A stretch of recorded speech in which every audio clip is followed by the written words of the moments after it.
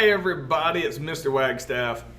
Crazy stuff to talk about today. I wouldn't say cool stuff to talk about, because we are talking about some very important and wild Supreme Court cases today, dealing specifically with individual liberty in the United States, and how our views have changed over time, and how the Supreme Court is even, you can tell by the rulings, has changed over time to reflect the views of Americans at the time, based on rulings in this time period and then how they changed in this time period. However, the reason that I hesitate to say cool stuff to talk about today, even though it's amazing, it is a lot of racism that we're going to talk about today, and how the Supreme Court has dealt with issues involving racism and discrimination over time. So about the most uncool thing you can have is racism. So I hesitate to say cool stuff to talk about, but at the same time, wild stuff to talk about today. All right, let's go ahead and get started. All right, outside of Marbury v. Madison, one of the most famous court cases in American history, actually two of them, Plessy versus Ferguson and then Brown versus Board of Education, is what we're going to talk about here today. While Marbury v. Madison was just kind of bureaucratic, it seems, with it's like who gets the authority to decide a law's constitutionality, Plessy versus Ferguson, and some of the cases we're going to talk about today, get real specific on how citizens can be treated under the eyes of the law. Let's just hop into the story here with Plessy versus Ferguson. All right. So this is going to take place in 1896. In 1896, there's a court case called Plessy versus Ferguson. What happens let me give you some precursor here. Let me not jump too far ahead. The Civil War, which is fought over slavery, yes, states' rights, federal rights, all that. Without the institution of slavery, the Civil War doesn't happen. The Civil War is fought in the 1860s, about 30 years before this. All right. At the end of the Civil War, the 13th Amendment is passed, which says that slavery is illegal in the United States. Then the 14th Amendment is passed and said all citizens, including freed slaves, all citizens are equal. There's not a ranking of citizens. All right. Everybody has to be equal. And then the 15th Amendment gives black people the right to vote. All right. So you would think at that time it is over and done with. We've solved this problem with treating black people worse than white people. No, not at all. Racism becomes extremely prevalent after the Civil War against black people, especially in the South, where the largest population of African Americans lived at the time, and still, as of 2021, that is still the largest population of African Americans in the United States is in the South. So racism becomes prevalent in the South. But the 14th Amendment says you can't treat people, there's not different certifications of slaves. So what places like Louisiana, where this story takes place, they started to segregate, all right? Like in trains. They're not saying black people can't ride trains. They're just saying they can't ride them with white people. Knowing this is like going right near the law here, and it's a very touchy situation on is this legal or not based on the 14th Amendment. So this particular case starts with a man named Homer Plessy. Homer Plessy is an African American man who goes to the train station, which is the preferred way of travel in the late 1800s, and he buys himself a first-class train ticket, just like you buy a first-class plane ticket and everything's nice. You can buy a first-class train ticket and you can travel in style. Well, Homer Plessy is a wealthy African American man, which that while rare, that did happen. So he buys a first-class ticket, gets on the train, and goes and sits down in the first-class car.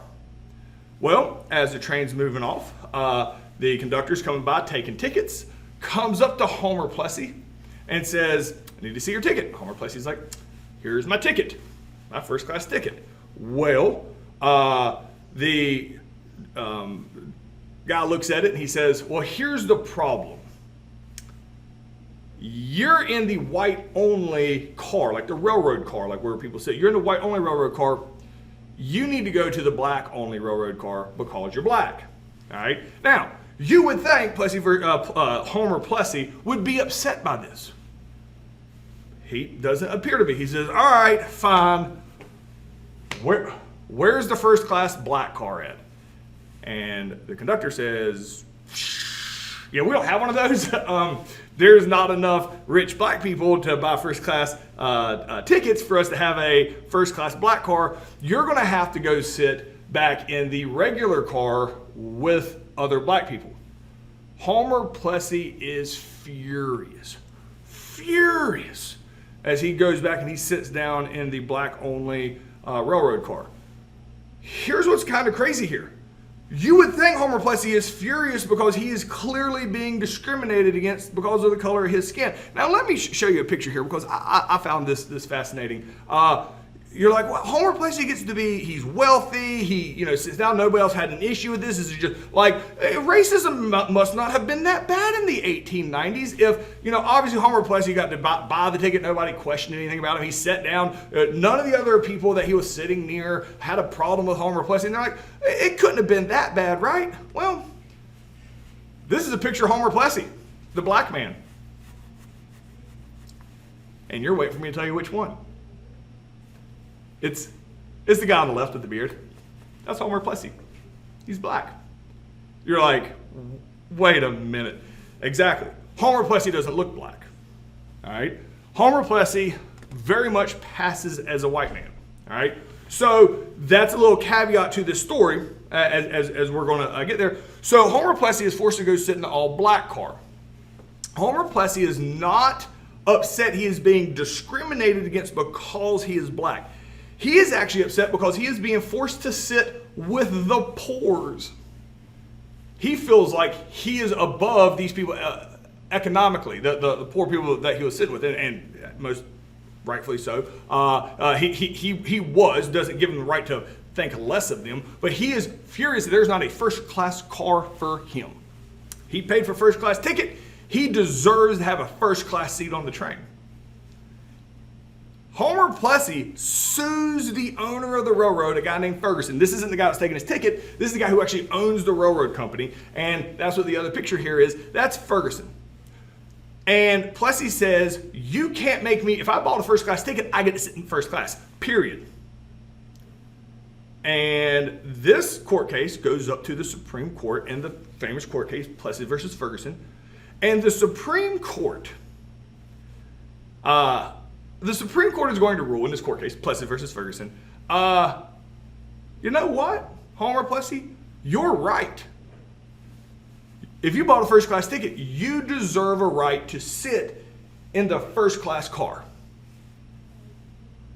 That's fine. They also say, look, because they go out of the way, kind of how John Marshall had done in Marlboro v. Madison, and just like randomly goes out here on something that's kind of a fringe issue and clarified it for everybody else, like we have judicial review. In Plessy versus Ferguson, they're like, all right, yes, he gets to sit in a first class section. Since we're talking about segregation right now, as long as it's equal, as long as black people and white people have the same things provided for them, it is legal to segregate. That does not violate anybody's 14th Amendment. It's separate. You can separate white people and black people by law if it's equal. Now, so this is the ruling. Separate but equal is okay. So Homer Plessy, technically from now on, they have to have an all-black car for African Americans in the first class section. Homer Plessy actually wins this court case. The black man, Homer Plessy, wins Plessy versus Ferguson. The reason I am emphasizing that, this ends up being the worst possible outcome as far as the way black people will be treated in the United States, because while Homer Plessy is like, yes, I can sit in first class now, they'll make sure they have a first class for me. All that the states here in the South that are actively trying to segregate black people from white society, which is 100% what's happening in most of the southern states at the time, all they hear is, guess what's legal now? Segregation. and very quickly societies get segregated. It actually becomes illegal to be in one part of town. If you're white, you can't. This is if you're white, you legally could not go shop at black-owned stores. Right? If you were white, you could not drink out of African American or colored was the appropriate term. You can see that here in the picture. African American or black water fountains. While at the same time, if you're black, you can't shop in white stores. You can't eat in white-owned restaurants. So on paper, at first, people are like, well, that seems fair if it's equal on both sides. It's not fair. And this isn't like a unanimous decision. It barely passed like this. And the dissenting decisions, the people on the Supreme Court that were against this, because it's majority rules, it was 5-4, they say, man, you just basically set an entire race of people back. Because what they knew would happen is exactly what happened. You can have two separate cars on the train, but guess which one's going to be nicer? The one for white people. Black people aren't allowed to save jobs. They're not paid as much as white people are. So a lot of these public situations are paid for by tax money. If black people are not able to pay as much taxes because they are not paid the same or given the same jobs or allowed the opportunity to move up the way white people are, it stands to reason there's going to have less money in black communities than there is in white communities, and almost immediately you have a have and have-nots. And this is going to be devastating for the African American community trying to move up over the next 50 years. Because while it's separate but equal, wink, wink, nod, nod, it's really set up to keep black people in an inferior position. And I really tried to be optimistic. Oh, maybe when they passed separate but equal, they thought it wasn't going to be that bad. The dissenting opinions immediately called them out on it and said it is absolutely devastating for African Americans, and Plessy versus Ferguson was.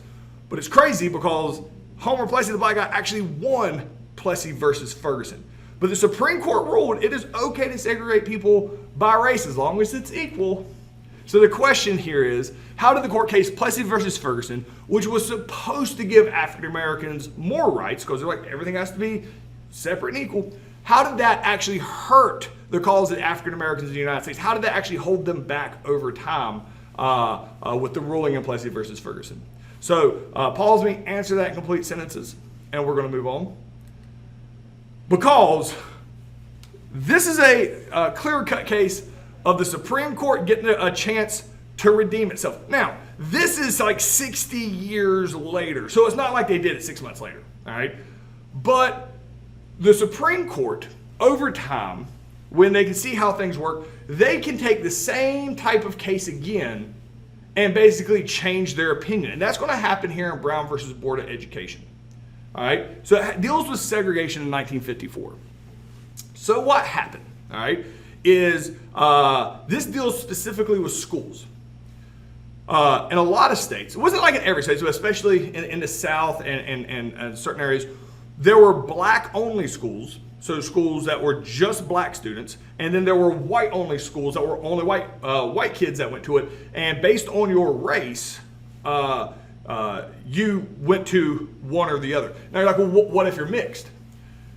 Kind of depends on the situation. Typically, you would go to the black school, but mixed race people were actually very rare. It was literally illegal, against the law, for black and white people to get married to each other. As crazy, I mean, it's wild. We should have more time to go through it, and we're going to talk more about civil rights in future. In a future unit. But here specifically, let's talk about Brown versus Board of Education. So in Kansas, Topeka, Kansas, and that's the map here on the left. In Topeka, Kansas, they had white schools and they had black schools. So the schools that are green dots here, those are the black schools. If it's a navy blue dot, that is a white school. All right. So clearly segregated based on if you're white or black, which school you can go to. Well, if you look here, the reason I put this one of South Carolina, even though Brown versus Board of Education takes place in Topeka, Brown versus Board of Education takes place in Topeka, but South Carolina is here to show you this wasn't just a Kansas thing. This happened everywhere. So the the little red triangles here, that's the all-black school, which here it labels it as a Negro school, which was like the appropriate term, that and colored. Because those two terms are associated with segregation in American society, they're kind of like not cool terms to say. But so when you see those here, when looking at historical documents, that is a politically correct term to use at the time. But the little red triangles are black schools, and then the black circles are the white schools. So segregation was common in the area. And now you might already be thinking, all right, white school, black school, what's the difference? I'm not going to show you what a white school is because you probably have an idea. It's like a school. Now, granted, it's the 1950s. You know, they're not going to have high-speed internet or anything, but it's like a normal school. Let me show you what a black school looks like in 1941 in Georgia. That's right. Look at the age. That's literally a one-room schoolhouse. All right. They have a heater in the middle for the summer. They don't have windows. All right. They don't have electricity. This is 1941. Now, Brown versus Board of Education would be 1954, so this is about 13 years before Brown versus Board of Education. But this is Little House on the Prairie stuff, all right? Clear, and I guarantee you, and I'll look to see if I could do apples to apples. I didn't want to exaggerate. The all-white school is going to be in much better fashion because since black communities, everything is segregated, black communities pay for their own school. White communities pay for their own school. Because of that, and black people did not have the same access to jobs and were not paid as much as white people, the tax income from a black community is less than that of a white community at the time. And because of that, your schools, which fund directly on taxpayer contributions, the black schools were exclusively, I don't know of a situation in the entire country where the black school was nicer than the white school. Prior to 1954. So with that in the backstory, let's bring up 1954. See this little girl here? Her name is Linda Brown. Her story, they could have picked anybody. They truly could have picked anybody for the Supreme Court case, but Linda Brown lives right next to a white school, all right, in Topeka, Kansas, all right? She lives right next to a white school, but she's not allowed to go to that white school. She has to walk 5 miles, catch a train, go literally to the other side of town, all right? This elementary age girl has to do that by herself every single day just to get to the all black school. And then she has to do that the same thing on her way back where there is and keep in mind, these are both taxpayer funded schools. Run by taxes. These are not private companies. These are taxpayer funded schools. But she's not allowed to go because she's black. So her parents, in her name, sue, all right, the Board of Education of Topeka. So this goes to the Supreme Court, and the court case is Brown versus the Topeka Board of Education, so commonly called Brown versus Board of Education. And the Supreme Court, it's almost like they've been waiting. They knew they messed up in Plessy versus Ferguson, and they're like, all right, oh, we got one. What's this? Thinking segregation is wrong. We want to hear that one. Now, it is rare. There's 9 Supreme Court justices. It is extremely rare for them to agree. And when they do agree, it's something amazing, like puppies are cute, like something everybody can agree on. Brown versus Board of Education, when they basically go in front of the Brown versus Board, go in front of the Supreme Court, and they're like, this is wrong. This little girl has to do all this stuff because she's black. And the white score is right here. Not to mention, it's a massive inequality between the black and white schools. And the Supreme Court's like, say no more. You're right. And the Supreme Court overturns Plessy versus Ferguson, which said separate but equal is okay, in a 9-0 decision, unanimous. And they say separate is inherently unequal. If you segregate society, there's going to be the haves and have-nots. That's just how segregation works, and regardless of the society. If you segregate brown-eyed people and blue-eyed people, segregation is inherently unequal. So they throw it out and says, you go to whatever school that you are closest to now, and it's a huge, court case. Plessy versus Ferguson is out. You can't segregate in public schools anymore. This is a famous picture. This is Linda Brown and her mom sitting on the front steps of the Supreme Court when this newspaper comes out. It says, High Court bans segregation in public schools. So, hooray, right? And in this case, sure. But sure, this is what classrooms look like right after this, right? Where it's, white kids, black kids, and everybody's like, cool, let's just go about our lives. No, it got really crazy, man.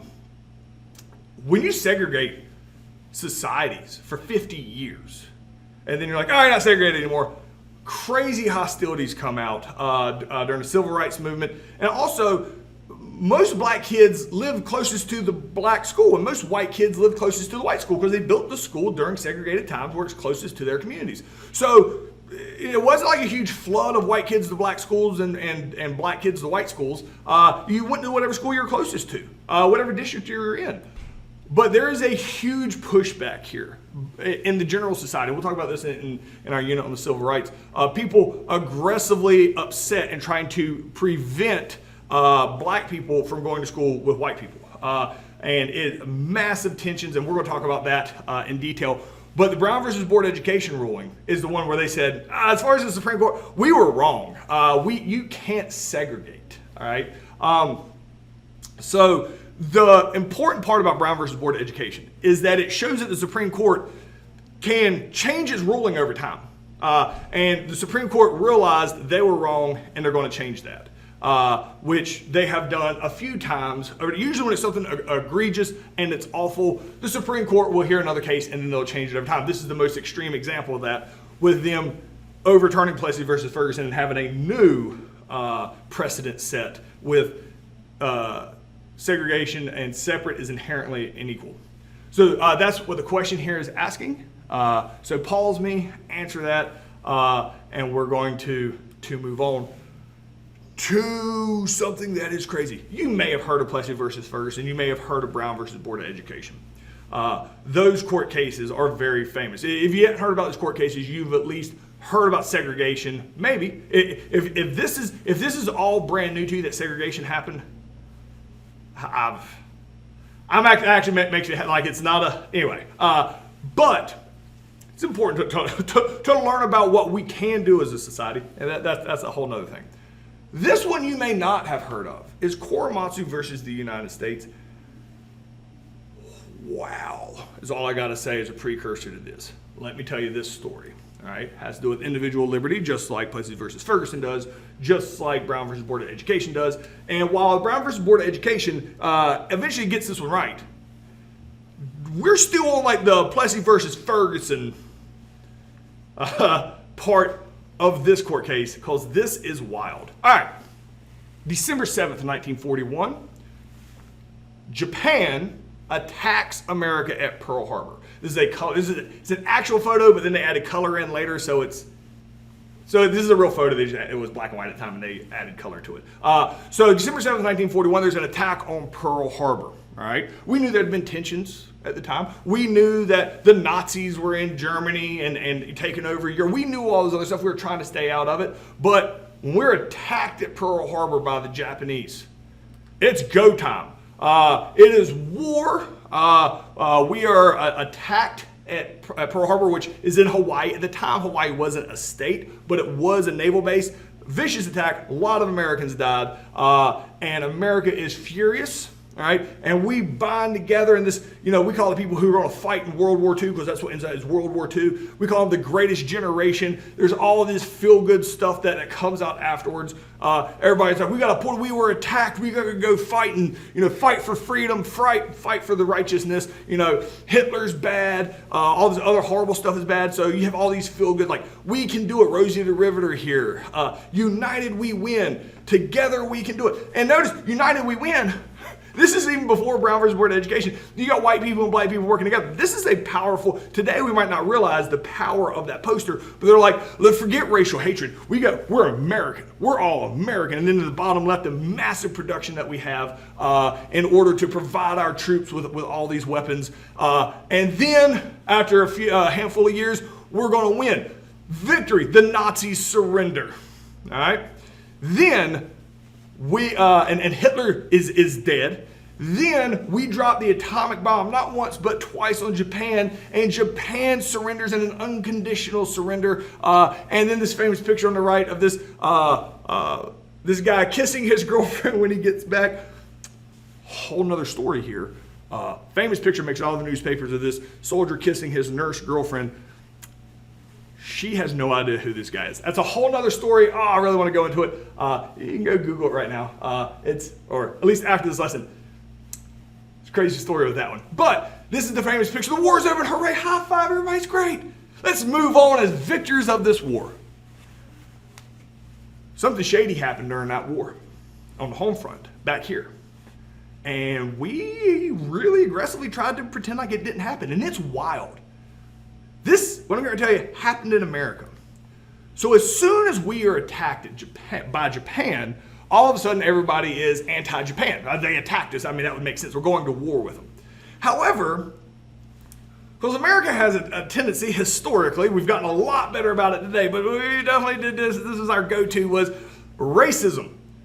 Let's dehumanize people to where they seem less than human. So these pictures here, everybody's against Japan. Japan's bad, Japan's bad. Look at the drawings of the Japanese here. They look like caricatures, right? It's clearly racially motivated because they didn't believe that they were equal. Because look at the drawing of Hitler here. Just looks like a guy. Well, look at the drawing of the Japanese. It's like they're less of everything's extreme and crazy because that's a different race. So the dehumanization starts immediately in the United States against Japan. However, there's a lot of Japanese immigrants in the United States. Like these guys right here that signed up to go fight in World War II. Like, oh my gosh, I can't believe this happened because I'm an American. Let's go fight in this war. So there's a term that comes out at the time, and I want to specifically talk about them, even though it affected all Japanese, is the Nisei, Nisei. Nisei are Japanese who were born in America. They are only American. They don't speak Japanese unless they learned it from their parents. They're Americans. And a lot of Japanese Americans, the Nisei, signed up to go fight in the war because, of course, they're Americans. Why wouldn't they? Well, the hatred of the Japanese in American society starts building. The belief is, since we have so many Japanese people in America, they would actually support Japan instead of America. And we start having these posters like loose lips sink ships. Like if you work at a shipyard, don't talk about how many ships you have because somebody will hear and tell the enemy that somebody that we're Japanese Americans. That they might go tell Japan all our secrets. And people get really paranoid of Japanese Americans because there's a large population of Japanese Americans on the West Coast because that's closer to Japan. People have immigrated here. We get so concerned about this as an American population, we start rounding up Japanese people and arresting them and taking them to like minimum security prisons because they're Japanese. They would show up at their house, they would take them. Their house, their car, any businesses that they own immediately got taken by the United States government, sold, and that money was used for the war effort. While the Japanese Americans themselves, who are American, go get put in these minimum security prisons, more or less. They're called internment camps. These little red dots here are some of the biggest ones. They're trying to get them off the West Coast, move them further inland. This is what it looked like. These are minimum security. These are internment camps. Whole families were taken here and dropped off. They're not concentration camps. Everybody thinks Holocaust, World War II. This is not concentration camps. But what this is internment camps where their entire rights as American citizens are taken from them. And they are put in these camps. Thousands and thousands and thousands of Japanese are put in these. These are actual photographs. For 3 years, any private property they had got taken and sold for the war effort. Again, American citizens, not immigrants, not anything, Nisei, born here in America, rounded up and put in jail, internment camp, whatever you want to call it, because of their race. Well, obviously, that can't be legal, right? Well, that's what Koromatsu said. Koromatsu sues the United States in 1944. This is during World War II. So this takes place during World War II. And he says, you cannot round up a race of people and put them in jail because you have some irrational fear that they might be spies. First off, let me clarify. There's not a single instance or evidence that there was ever any Japanese spies here from the Nisei or anybody that was put in the internment camps. Zero evidence of that at any point. So it goes to the Supreme Court. Surely the Supreme Court is going to be like, oh, of course that's wrong. No. The Supreme Court says, you know what? If we're at war and we think an entire race of people could be a danger to society, the United States government has the right to round up an entire race of people and put them in jail. The end. Yeah. This is 1944. This precedent still stands today because there's never been another case to go in front of the Supreme Court to challenge this. We arrested Americans because of their race and put them in jail because of literally nothing they had control over. And the Supreme Court's like, yeah, you know what? In a time of war, for public safety, because people were afraid they were spies. No rationale for that. It was purely fear-based. This is deemed legal, and that is still what is on the books today. Crazy, because the idea is that it was to protect the American people. Granted, they were protecting them from an idea that didn't really exist because they had made up in their own minds that the Japanese were the spies, but this is officially on the record books in America, which is wild. So the question here is, this case is one of the most controversial because of the ruling.